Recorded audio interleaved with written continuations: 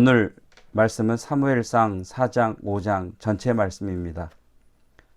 사무엘상 4장, 5장 말씀을 통해서 말씀을 깨닫는 지혜와 응답받는 기도의 은총이 넘치게 되시기를 축복합니다.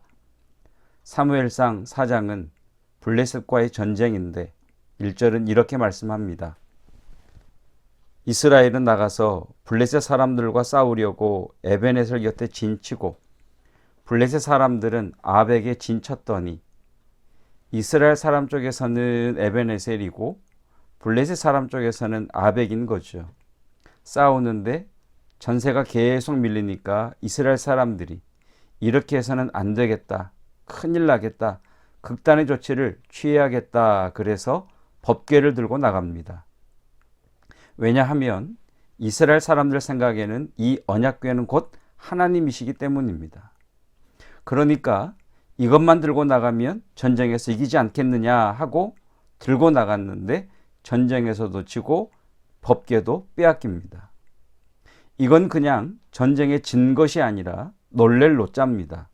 얼마나 놀랐느냐면 엘리 제사장이 그 소식을 듣고 자리에서 넘어져서 너무 놀라서 죽죠. 그만큼 이스라엘 백성들에게는 충격적인 것이었습니다.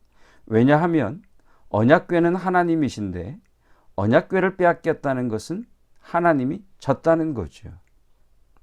블레셋 사람들도 그렇게 생각했습니다. 그래서 언약궤를 전리품으로 가지고 와서 어디에 두느냐 하면 아스돗에 있는 자기들의 신전, 다곤이라고 하는 신전 안에 갖다 놓습니다. 우리 신이 이스라엘 신을 이겼다는 거죠. 그런데 놀라운 일이 벌어집니다. 이스라엘은 졌지만 하나님은 지지 않으신 겁니다. 하나님의 법궤를 다곤 신 앞에 딱 놓았는데 그 다음날 제사장들이 제사를 드리러 갔더니 이상한 일이 벌어진 겁니다. 무슨 일이 벌어졌느냐? 이 다곤이 블레셋의 최고의 신인데 이 최고의 신이 5장 4절, 사무엘상 5장 4절입니다. 그 이튿날 아침에 그들이 일찍이 일어나 본즉 다곤이 여호와의 궤 앞에서 또다시라는 말은 앞에 이런 일이 있었다는 거죠. 또다시 엎드러져 얼굴이 땅에 닿았고 그 머리와 두 손목은 끊어져 문지방에 있고 다곤의 몸뚱이만 남았더라. 아무도 건드린 사람이 없는데 아침에 가보니까 언약궤 앞에 자기들의 신의 머리와 손이 잘려져 있고 얼굴은 엎드려져 있고 법궤 앞에 있는 겁니다. 얼마나 놀랐겠습니까? 이것은 하나님의 언약궤를 빼앗긴 것이 하나님이 져서 빼앗긴 것이 아니다라는 겁니다.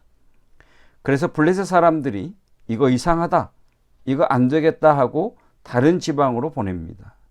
그런데 가는 곳마다 하나님이 치십니다. 전염병이 돌고 사람들이 죽고 하니까 블레셋이 견디지 못하고 하나님의 법궤를 돌려 보냅니다. 이스라엘 백성들이 하나님의 법궤를 가져오기 위해 어떤 것을 한 것이 아니라 하나님께서 하나님의 법궤를 가지고 하나님이 돌아가십니다. 오늘 말씀의 주제는 법궤의 의미가 뭐냐라는 겁니다. 법궤는 원래 이동하도록 만들어졌습니다. 손잡이를 만들어서 들고 다니도록 만든 겁니다. 이것은 너희가 아무 때나 너희가 원하는 대로 들고 나오라는 말이 아니라 하나님은 너희가 어디로 가든지 함께 하신다는 뜻입니다. 그래서 하나님의 임재를 상징하는 법궤는 피라미드나 다른 신전처럼 한 곳에 고정된 신전이 아닌 거지요. 그러면 이 법궤가 곧 하나님이냐? 그렇지 않습니다. 하나님은 법궤에 매이시는 분이 아니십니다. 법궤가 얼마나 대단하다고 법궤가 간다고 어쩔 수 없이 하나님이 끌려가시겠습니까? 그럴 수는 없는 것이지요. 법궤가 아니고 법궤를 모시고 있는 내가 문제다. 한번 따라해 보실까요? 법궤가 아니라 법궤를 모시고 있는 내가 문제다. 잘못된 법궤 신앙이 뭐냐? 나는 하나님을 경외하지 않습니다. 하나님을 예배하는 일이나 하나님의 말씀을 존중하는 것에 마음이 없습니다. 그러면서도 하나님이 도와주시기를 원합니다. 이것을 알라딘의 램프 신앙이라고 합니다. 알라딘의 램프 신앙. 알라딘이라고 하는 사람이 어려울 때 램프를 비벼서 거인이 나타나면 도와달라고 합니다. 그리고 문제가 해결되면 그 거인에게 다시 들어가라고 합니다. 하나님은 그런 분이 아니십니다. 하나님은 내가 부리는 하인이 아닙니다.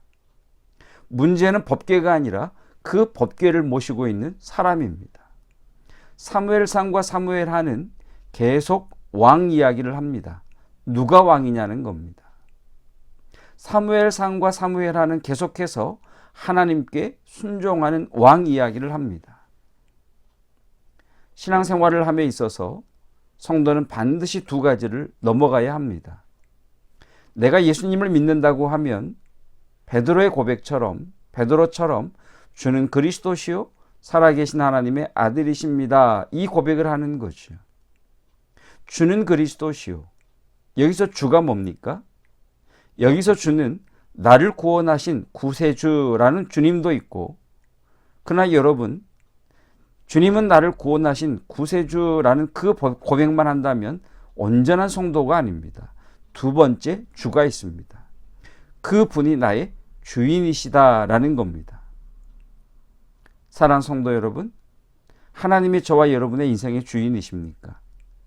하나님이 여러분의 생명의 주인이시고, 시간의 주인이시고, 재정의 주인이시고, 여러분의 건강의 주인이십니까?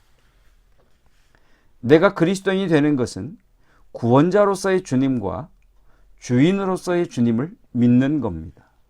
이 두 가지 주님을 믿어야 우리가 하나님의 역사를 보고 그 주인이 나의 주인이신 하나님께서 나를 책임져 주십니다. 사랑하는 성도 여러분, 내가 망했다고 하나님도 망했다고 착각하지 마십시오. 내가 이 모양이라고 하나님도 졌다고 생각하지 마십시오. 그것이 다곤 신상 앞에서 모든 이적들을 보이시면서 이스라엘로 돌아오시는 하나님의 모습입니다. 앞에서 말씀드린 것처럼 이스라엘 백성들이 하나님의 법궤를 모셔오기 위해 한 일은 아무것도 없습니다. 이스라엘이 졌다고 하나님이 지신 것이 아닙니다. 오늘 내 문제가 해결되지 않았다고 해서 하나님이 졌다고 생각하지 마십시오. 내가 밑바닥을 길 때도, 내가 정말 최악의 상황을 지날 때도 하나님 의지하고 나오라는 겁니다. 끝났다라는 말 하지 말고 나오라는 겁니다. 걸어 나와 하나님과 함께 가자는 겁니다. 사랑하는 성도 여러분, 하나님을 주인으로 모시고 순종함으로 승리하시는 오늘이 되시기를 축복합니다. 기도하겠습니다. 하나님을 찬양합니다. 하나님은 나의 구세주이시며 동시에 나의 주인이십니다. 하나님이 내 인생의 주인이시고 내 생명의 주인이시며 시간의 주인이시고 재정의 주인이시며 나의 건강의 주인이십니다. 하나님이 나의 주인이시기에 하나님을 주인으로 섬기는 나를 하나님께서 책임져 주심을 믿습니다. 내가 망했다고 해서 하나님도 망했다고 생각하지 말게 하시고, 내가 이 모양이라고 해서 하나님이 졌다고 착각하지 않게 하옵소서. 이스라엘이 졌다고 하나님이 지신 것이 아닌 것처럼 오늘 내 문제가 해결되지 않았다고 해서 하나님이 지신 것이 아님을 알게 하옵소서. 내가 밑바닥을 길 때도, 내가 정말 최악의 상황을 지날 때도 하나님을 의지하고 하나님과 함께 이곳에서 걸어 나가게 하옵소서. 끝났다 말하지 않고 주님과 함께 걸어 나가는 은혜가 있게 하옵소서. 하나님을 주인으로 모시고 사는 순종의 사람이 받는 그 복을 오늘 주의 거룩한 자녀들이 누리게 하옵소서. 예수 그리스도의 은혜와 하나님의 사랑하심과 성령 하나님의 교통하심이, 주는 그리스도이시며 살아계신 하나님의 아들이십니다. 주는 나의 구세주이시며 나의 주인이십니다. 그 하나님이 이기셨기에 나도 이겼으며 하나님이 걸어 나가시기에 나도 주와 함께 걸어 나갑니다. 고백하는 믿음의 성도들 위해 영원토록 함께 하시기를 축원하옵나이다. 아멘.